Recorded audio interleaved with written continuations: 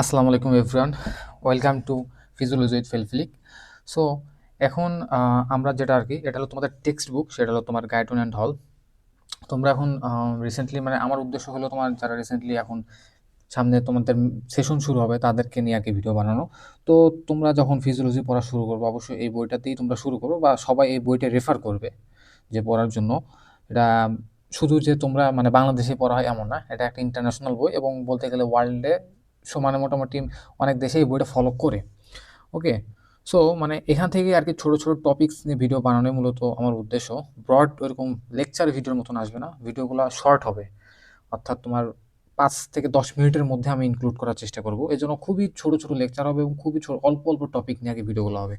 তো দেখো এখন বইটা দেখো, এখন বইয়ের লেখক দেখো জন ই হল আর হলো মাইকেল ই হল, এগুলো তোমার বইয়ের লেখক।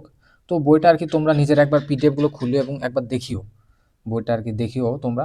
আর বইয়ের কন্টেন্টগুলো একবার দেখিও।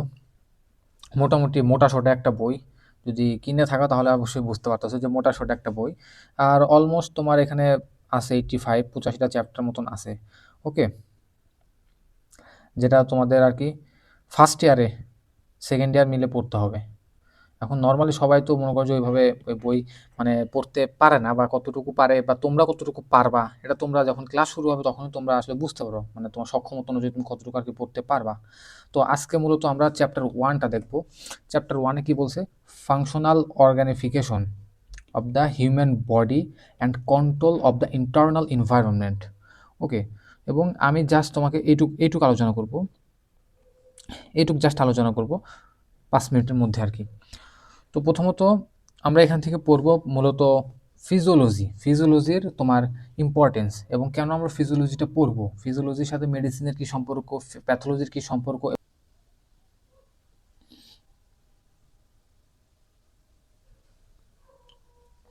তো দেখো, হোয়াট ইজ ফিজিওলজি? আসলে ফিজিওলজি জিনিসটা কি? ফিজিওলজি হলো তোমার মানে physiology is a branch of biology concerned with study of function. মানে আমাদের দেহে, আমাদের নর্মালি আমাদের বডিতে যে ফাংশনগুলো হইতেছে, এই ফাংশনগুলাই মূলত আমাদের ফিজিওলজি নামে পরিচিত, অর্থাৎ বডির নর্মাল মেকানিজমগুলাই ফিজিওলজি নামে পরিচিত। While anatomy describes the structure and parts of the body, physiology explains how this is parts work together using physical and chemical mechanism to keep an organism alive, growing and developing. মানে বলতেছে হ্যাঁ, anatomy বলতে তুমি কি হাত পাও যেগুলো তুমি দেখতে পারতেছো, এগুলো তোমার অ্যানাটমিক্যাল স্ট্রাকচার। বাট তোমার বডির ভিতরে একটা ফিজিওলজিক্যাল প্রসেসগুলো তো চলতেছে, তাই না? ফিজিওলজিক্যাল প্রসেসগুলো ফিজিক্যাল অ্যান্ড কেমিক্যাল মেকানিজমের মাধ্যমে জিনিসগুলো চলতেছে। তোমার রেসপিরেটরি সিস্টেম চলতেছে, তোমার হার্ট মেকানিজম করতেছে, মানে তোমার বডির যে সিস্টেম, টোটাল ইন্টারনাল যে সিস্টেমগুলো চলতেছে সবই ফিজিওলজি। ওকে, সবই ফিজিওলজি। এবং এই ফিজিওলজির তো শুধু একটা শরীর থাকলে তো হবে না, আমাদেরকে বডির ভিতরে এই ফিজিওলজিক্যাল মেকানিজমগুলো খুব ভালোভাবে চলতে হবে এবং কোঅর্ডিনেশন থাকতে হবে সব কিছুর। কোঅর্ডিনেশন যদি ছুটে যায় বা কোঅর্ডিনেশন যদি নষ্ট হয়ে যায় তাহলে তুমি বুঝতে পারতেছো এখানে তখন ওইটা প্যাথোলজিতে চলে যাইতেছে।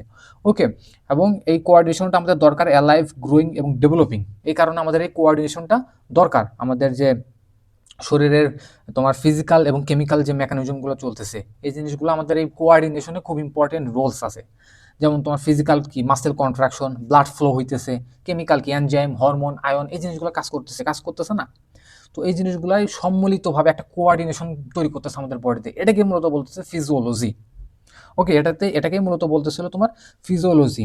এটুকুর মধ্যে এটুকু আলোচনা করা আছে, তোমরা একটু রিডিং দিবা।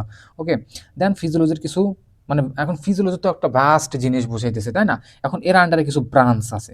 ওকে, এর আন্ডারে কিছু ব্রাঞ্চ আছে। ওকে, যেমন ধরো তোমার viral and bacterial physiology study microscopic life function. Okay, মানে মাইক্রোস্কোপিক যে ভাইরাস টাইরাস কীভাবে কাজ করতেছে এই জিনিসগুলো এক কথায় ব্যাকটেরিয়াল ফিজিওলজি। সেলুলার ফিজিওলজি আছে, ইন্ডিভিজুয়াল সেলস অপারেট, সেলের ভেতরে যে কী কাজগুলো চলতেছে এই জিনিসটা বুঝতেছে। প্ল্যান্ট ফিজিওলজি আছে, function of plants. Invertebrate and vertebrate physiology আছে, function of animals. Then mammalian physiology, function of specific mammals. Then আছে human physiology, detailed study of the human body, অর্থাৎ আমাদের কথা বুঝাইতেছে, আমাদের মানুষের যে ফিজিওলজি সেটাই বুঝাইতেছে। তো আমরা এখন হিউম্যান ফিজিওলজিটাই কি, আমরা এখন হিউম্যান ফিজিওলজিটাই পড়বো। ওকে, এই যে এখানে তোমার এই ব্রাঞ্চের নামগুলো লেখা আছে এবং এটা হলো তোমার হিউম্যান ফিজিওলজি, আমরা এখন এই হিউম্যান ফিজিওলজিটাই পড়বো। তো দেখো, হোয়াট ইজ হিউম্যান ফিজিওলজি? এখন human physiology focuses on the normal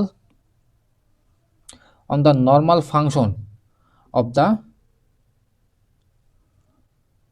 the human body, মানে হ্যাঁ নর্মাল ফাংশন আর কি, যেটা মানে প্রিভিয়াসলি শুরুতে আমি বললাম, it explains the specific characteristics and mechanisms that can make the human body a living and functioning system. মানে হিউম্যান ফিজিওলজি মানে আমাদের বডিরই ফিজিওলজি, যেটা এক্সপ্লেন করতেছি কিছু ক্যারেক্টারিস্টিক মেকানিজমকে, যেগুলো মূলত আমাদের লিভিং এবং আমরা লিভিং এবং আমাদের ফাংশনিং সিস্টেমগুলোকে এগুলো মূলত ডিফাইন করতেছে হিউম্যান ফিজিওলজিটা। যেমন ধরো কন্ট্রোল সিস্টেম এবং সার্ভাইভাল, এর মানে হলো তোমার যে হিউম্যান ফিজিওলজিটা অর্থাৎ হিউম্যান লাইফ, এটা হলো তোমার মেইনটেইনড হইতেছে তোমার কমপ্লেক্স কন্ট্রোল সিস্টেম দ্বারা। ওটা দেখো কমপ্লেক্স কন্ট্রোল সিস্টেম দ্বারা। এখন তুমি আসলে তুমি হবা কিন্তু ডক্টর হবা। সো এখন ফিজিওলজিতে তোমার বডির ইন্টারনালে যে কি কি জিনিস ঘটতেছে এই জিনিসটা কিন্তু বাইরে থেকে তো ওইভাবে দেখা যাইতেছে না, তাই না? এই জিনিসগুলো মলিকুলার লেভেলে ঘটতেছে, বাট ঘটতেছে তো, তাই না? তো এই জিনিসগুলো যদি তুমি স্টাডি করতে যাও, যখন এই বইটা ডিপে যাবা, যখন তুমি জিনিসগুলো নিয়ে স্টাডি করবা, তখন আসলে তুমি জিনিসটা বুঝতে পারবা জিনিসগুলো আসলে কতটুকু কমপ্লেক্স, কিন্তু খুবই কন্ট্রোল একটা ওয়েতে আসে, কমপ্লেক্স বাট কন্ট্রোল ওয়েতে আসে। হ্যাঁ, দ্যাট রেগুলেট, এই যে সিস্টেমটা আছে রেগুলেট বডি ফাংশনস অটোমেটিক্যালি, কিন্তু এই রেগুলেশনটা হইতেছে। তুমি কিন্তু মানে বডির এই ইন্টারনাল যে প্রসেসগুলো সব অটোমেটিক্যালি রেগুলেটেড হইতেছে। যেমন ধরো hunger drives us to seek food, মানে কি যখন আমাদের ক্ষুধা লাগে, এখন তোমার যখন ক্ষুধা লাগতেছে তুমি খাইতেছো, বাট কি হইতেছে যখন তোমার ক্ষুধা লাগতেছে, এখন তোমার বডি এটা বুঝতে পারতেছে, মানে মলিকুলার কি ঘটতেছে, তোমার সেলুলার লেভেলে কি ঘটতেছে এক্স্যাক্টলি, তোমার বডি এটা বুঝতে পারতেছে, হ্যাঁ এখন আমার ক্ষুধা লাগছে। হয়তো তোমার কোনো স্টিমুলেশন, এটা ধরো তোমার এখানে ধরো তোমার বডি যখন এটা বুঝতে পারতেছে, ধরো কোনো কেমিক্যাল সাবস্টেন্স রিলিজ করতেছে, এই কেমিক্যাল সাবস্টেন্স ধরো তোমার সেন্ট্রাল নার্ভাস সিস্টেমে যে কাজ করতেছে, সেন্ট্রাল নার্ভাস সিস্টেমের ধরো তোমার সিএনএস তোমার একটা স্যাটাইটি সেন্টারটাকে স্টিমুলেট করতেছে, মানে এর মাধ্যমে বলতেছে যে তোমার এখন মানে খাওয়া উচিত বা খাওয়া দরকার। তো সেক্ষেত্রে তুমি কি ওই অনুযায়ী তুমি খাবার খাইতেছো, মানে মলিকুলার লেভেলে কি করতেছে এটা তোমাকে জানতে হবে। ওকে, দেন ধরো তোমার ভয় লাগতেছে, fear drives us to seek safety, যখন তোমার ভয় লাগতেছে তখন তুমি নিরাপদ জায়গা খুঁজতেছো, তাই না? এখন তোমার ভয় লাগতেছে, তোমার বডিতে একটা মেকানিজমই ঘটতেছে যে তোমার ভয় লাগছে, ঠিক আছে, তোমার ফিয়ার, বাট ফিয়ারের কারণেও ধরো তোমার কোনো কেমিক্যাল সাবস্টেন্স রিলিজ হইতেছে। আচ্ছা, কেমিক্যাল সাবস্টেন্সগুলো পরবর্তীতে ডিটেলস আসবে, বিভিন্ন কেমিক্যাল সাবস্টেন্স, ঠিক আছে, এই কেমিক্যাল সাবস্টেন্সগুলো আমাদেরকে দেন আমাদের ফিয়ার সেন্টার আছে সিএনএস, ফিয়ার সেন্টারটাকে তোমার স্টিমুলেট করতেছে। তা এর মাধ্যমে কি আমাদের মধ্যে একটা ভয় আর কি প্রডিউস হইতেছে, যার কারণে আমরা একটা সেফটি প্লেস খুঁজতেছি, তাই না? ভয় হলে অবশ্যই আমরা একটা নিরাপদ জায়গা খুঁজবো, ঠিক আছে। Then cold sensation makes us see warm, মানে আমার ঠান্ডা লাগতেছে, বাট আমরা তখন একটু গরম চাইতেছি, একটু ওয়ার্মথ একটা এনভায়রনমেন্ট চাইতেছি, তাই না? তো এই জিনিসগুলো কিভাবে হইতেছে, ঠিক আছে, তুমি তো মানে বাইরের দৃষ্টিতে তুমি দেখতেছো তোমার ঠান্ডা লাগতেছে, তুমি একটু গরম চাইতেছো, বাট আমাদের থিঙ্কিং করতে হবে আমাদের মলিকুলার লেভেলে কি হইতেছে, কিভাবে প্রসেসগুলো হইতেছে, কেন আমরা ঠান্ডা লাগলে গরমগুলো চাইতেছি। তো এখানে কিন্তু কেমিক্যাল রিয়াকশন করতেছে তোমার মলিকুলার লেভেলে। তো এই জিনিসগুলো হলো আমাদেরকে জানতে হবে, বুঝছো? বেসিক্যালি বলতে গেলে আমাদেরকে এই জিনিসগুলো ভালোভাবে জানতে হবে, ঠিক আছে। Then other biological drives promote social interaction and reproduction, মানে আমাদের সোশ্যাল ইন্টারাকশন, ফ্রেন্ডশিপ বলো, তার তোমার এই যে রিপ্রোডাকশন, যে জিনিসগুলো আর কি হইতেছে আমাদের ফিজিওলজিক্যালি যে জিনিসগুলো হইতেছে, তো এই জিনিসগুলো সবই তোমার একটা কমপ্লেক্স কন্ট্রোল সিস্টেম এবং বডিতে এটা খুব ভালোভাবে মেনটেন্ড হইতেছে, বডিতে এটা খুব ভালোভাবেই মেনটেন্ড হইতেছে। মূলত এই সিস্টেমগুলোই হলো হিউম্যান ফিজিওলজি। দেন তোমার দেখো the fact that we are sensing feeling and knowledgeable beings is part of this automatic sequence of life, মানে এই তিনটা ফ্যাক্টর, অর্থাৎ তোমার যে সেন্সেশন, ফিলিং এবং নলেজ, এই তিনটা ফ্যাক্টর আমাদের মনে করো যে মানে এই তিনটা ফ্যাক্টর মানে থাকার কারণেই সেন্স করতে পারতেছি, ফিল করতে পারতেছি, আমরা চিন্তা ভাবনা থিঙ্ক করতে পারতেছি, এই জিনিসগুলো থাকার কারণেই মূলত আমরা যে আমাদের এনভায়রনমেন্টগুলো আছে এনভায়রনমেন্টগুলো আমরা টিকে থাকতে পারতেছি আর কি, বলতে গেলে, বুঝতে পারছো? মানে যে কোনো কন্ডিশনে আমরা এই জিনিসগুলো নিয়ে টিকে থাকতে পারতেছি, নাহলে কিন্তু আমাদের জন্য খুবই ইম্পসিবল হয়ে যেত টিকে থাকাগুলো, যদি আমাদের এই সেন্সেশনগুলো না থাকতো, সেন্স, ফিল, থিঙ্কিং কোয়ালিটি যদি না থাকতো আমাদের। ওকে, দেন আমরা আস্তে আস্তে তোমার ইন্টিগ্রেশন, অর্থাৎ এই যে এই টপিকটা human physiology links with the basic life science with medicine. Okay, integrates multiple functions of the cells tissues and organs in the functions of the living human being, অর্থাৎ হিউম্যান বিংয়ের সাথে তোমার আমাদের যে মেডিসিন যে একটা ইন্টিগ্রেশন হইতেছে, এটাকে বলতেছে। অর্থাৎ তোমার সেল কিভাবে কাজ করে, টিস্যু কিভাবে, অর্থাৎ তোমার সেল কিভাবে কাজ করতেছে, দেন টিস্যু তোমার কিভাবে এই জিনিসগুলো তোমার কোঅর্ডিনেট করতেছে, দেন অর্গান সিস্টেম কিভাবে এই জিনিসগুলো তোমার ইন্টিগ্রেট করতেছে, এই জিনিসটা হলো তোমার মনে করো যে একটা কোঅর্ডিনেশন সিস্টেম। অর্থাৎ whole human body is equal to sum of coordinated function. Human physiology serves as a bridge between the basic life sciences and medicine. It emphasizes integration rather than isolated organ function. মানে তোমার মনে করছে একটা integration process চলতেছে, এমন না তোমার বডির আলাদা সিস্টেম আলাদাভাবে কাজ করতেছে, সব কিছু একটা ইন্টিগ্রেটেড মেকানিজম চলতেছে, একটা কোঅর্ডিনেশনের মাধ্যমে চলতেছে। ঠিক আছে, begins at the genetic and molecular, এই যে কোঅর্ডিনেশনটা চলতেছে এটা যে জেনেটিক অ্যান্ড মলিকুলার লেভেল পর্যন্ত চলতেছে কিন্তু। ওকে, জেনেটিক খুব ইম্পর্টেন্ট কিন্তু, জেনেটিক অ্যান্ড মলিকুলার। তোমরা হয়তো জানো জেনেটিক কোনো কারণে কোঅর্ডিনেশনে যদি ঠিকভাবে না হয় তো জেনেটিক্যাল বিভিন্ন ডিজিজ প্রডিউস হয়ে যাইতেছে। সো আমাদের এটা চলতেছে কি genetic and molecular level and extends to higher level such as nervous system and আছে তোমার এন্ডোক্রাইন সিস্টেম। জিন্স থেকে আমাদের প্রোটিন থেকে এনজাইম আবার বিভিন্নভাবে ফাংশন প্রডিউস করতেছে।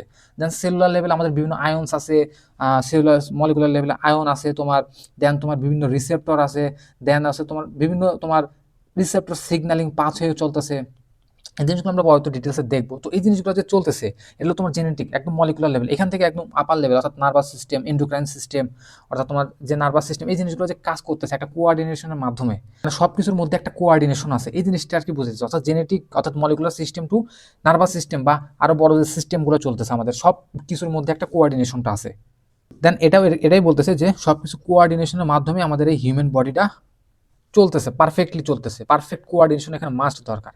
ওকে, দেন দেখো এই জায়গায় আরেকটু মানে সেকশনাল ভিউ পাওয়া, সেটা হলো তোমার প্যাথোফিজিওলজি নিয়ে একটু লেখা আছে। মানে ফিজিওলজির সাথে প্যাথোফিজিওলজি বলতে তোমার এই প্যাথোলজিটাই বুঝতেছে। ফিজিওলজি মানে কি, ঠিক আছে, আমাদের normal body function. Okay, no problem. What is the pathophysiology? Pathology studies about disorder or abnormal body function.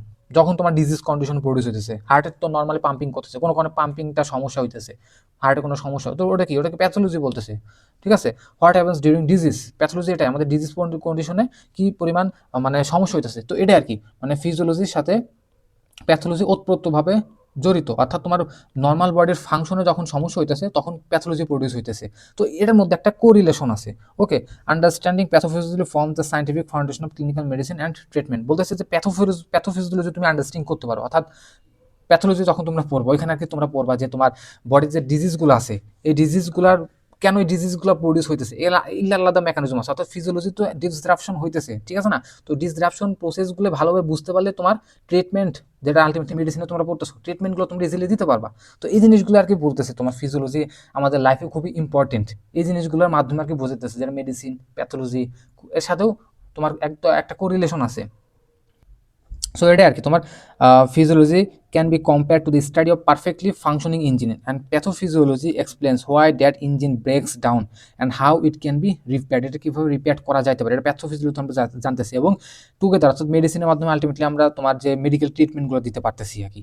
ঠিক আছে, ডিজিজ মানে মানে হেলথের আন্ডারস্ট্যান্ড দেন ডিজিজগুলো আমরা ভালোভাবে বুঝতে পারতেছি এবং আলটিমেটলি আমরা ট্রিটমেন্টগুলো দিতে পারতেছি তোমার মেডিসিনের মাধ্যমে। তো এটা আর কি মূলত ফিজিওলজি আর কি পড়ার ইম্পর্টেন্স মানে কতটুকু এটা আর কি বুঝালাম আমি। ঠিক আছে, এখন এটা হলো তোমাদের একদম শুরুর এইটুক আর কি। সো মানে তোমরা ভিডিওটা দেখার পর জাস্ট এইটুকু একটু রিডিং দিবা, আর কিছু করতে হবে না তোমাদেরকে। তো আজকের মতন এইটুকুই, আল্লাহ হাফেজ সবাইকে।